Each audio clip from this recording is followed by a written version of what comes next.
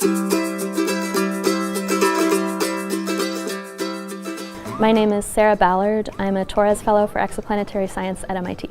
And this is Inside a Scientist's Suitcase. My science broadly concerns planets orbiting other stars, and I in particular am an observer, as opposed to a theorist, of planets orbiting other stars. When I say exoplanet, what I'm referring to is a planet orbiting any star other than our sun. Although I don't play favorites, I like the solar system planets too. I started my PhD when we knew about a handful of planets uncovered with the method that's my favorite method for finding planets. And there were thousands by the end of my PhD. That's a period of 5 years in which I felt borne up in a wave of planet discovery. I've heard it said, and I think to myself, that often the idea that you're waiting for to help you unlock something you've been stuck on for a long time, that idea is in another person's head. You have only to communicate with them and hear them talk about their work. So when I travel, I usually have a whole routine. When I travel, I usually have like a really fancy face mask. I didn't actually bring one from my room, but I have like a really nice face mask, like a very luxurious one. I sit in a hot bath and I watch trash TV. That's a routine. I will not stray from that routine. It makes me feel great. It makes me feel super relaxed. I also make sure that I'm reading fiction.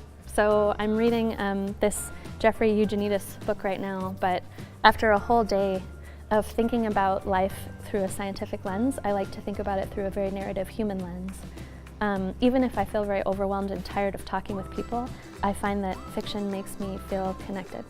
So I really do bring this guitar with me when I travel, every time that I travel. So at conferences now, I read or I saw in a TED Talk or something that when you type notes, you don't remember things as well as when you write them. But I frankly always lose just loose papers. Like that's just not like a viable long-term plan. So I invested in an iPad where you can actually take notes with writing. So, you know, here for example is a page of notes that I took in a talk yesterday by Andrew Mann.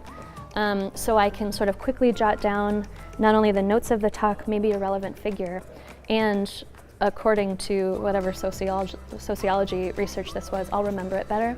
In fact, when I broke it down, what I was thinking was that perhaps not only with my science, but by working to make science culture more equitable, ultimately, hundreds of years down the road, perhaps there would be a child, a young boy or a young girl who would have the idea about how to travel between stars, and not only because of my exoplanet work, but because of my equity work, that person would have the opportunity to go to school, to go to college, and ultimately contribute to that chapter of the human story. My other favorite part of my job is when I get to be the person that I most wanted to see when I was a younger scientist. So when I have younger women scientists approach me now with the types of questions I once had, for a very long time, I couldn't reconcile having sort of a playful and gentle nature with scientific excellence. That was a real challenge for me. And now I realize that those are strengths.